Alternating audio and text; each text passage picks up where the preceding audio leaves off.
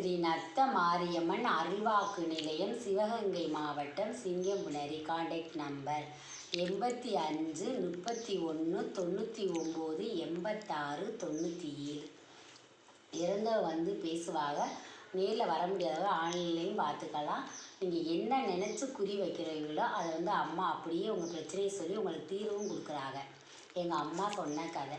ஒருத்தன் போய் கடலில் உட்காந்து இந்த கப்பல்லாம் நம்ம வாங்க முடியுமா அப்படின்னு சொல்லிட்டு பார்த்துட்டு இருந்திருக்கேன் கப்பலை வந்து. அப்போது கடல் அலையில் வந்து தண்ணி வந்து அவன் காலில் பட்டு பட்டு போயிருக்கு. அப்போ ஒவ்வொரு அலைக்கும் ஒவ்வொரு முத்து, விலை மதிக்க முடியாத முத்து, ஒவ்வொரு முத்தும் அவன் காலில் வந்து பட்டு பட்டு போயிட்டு இருந்திருக்குது. அப்போ ஒவ்வொரு முத்தாக எடுத்து எடுத்து வச்சுக்கிட்டு இருக்க நிறையா முத்து சேர்ந்துருச்சு.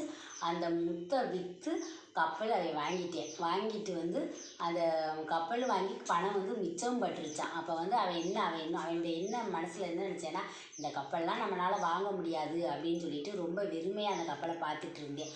ஆனால் அவனுடைய உள்ள என்ன சொல்லியிருக்கு, நம்மளும் இந்த கப்பலை வாங்கணும் அப்படின்ற எண்ணத்தை வந்து அவன் மனசில் நினச்சிக்கிட்டு உட்காந்துருந்தனால, கடவுள் வந்து எந்த வழியிலையாவது நம்ம வந்து என்ன நினைக்கிறோமோ அதை வந்து ஆழமாக நினைக்கணும். இது நமக்கு வேணும், கிடைக்கும் அப்படின்ற நம்பிக்கையோடு நினைக்கிறப்ப அந்த பொருள் வந்து நமக்கு கிடைச்சிடும்.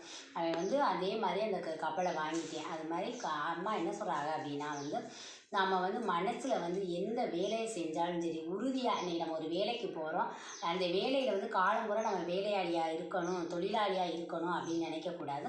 நம்மளும் வந்து முதலாளியாக ஆகணும் அப்படின்னு சொல்லிட்டு நம்ம வந்து விடாமுயற்சி செய்யணும். வாழ்க்கையில் வந்து அவங்களும் மனசு தேனே, அவங்க எப்படி அந்த முதலாளி ஆனாங்க, அதே மாதிரி நம்மளும் ஆகணுன்ற நம்ம மனசில் வந்து அதை எப்போ பார்த்தாலும் நினைக்கணும். நம்மளும் இந்த மாதிரி போய் முதலாளியாக உட்காந்துருக்கணும், நம்மளும் இதே மாதிரி சம்பாதிக்கணும் அப்படின்னு நம்ம நினச்சாவே போதும். நம்மளுடைய வாழ்க்கையில் வந்து நம்ம வெற்றிக்கு வந்துடுவோம். இது எங்கள் அம்மா சொன்ன கதை.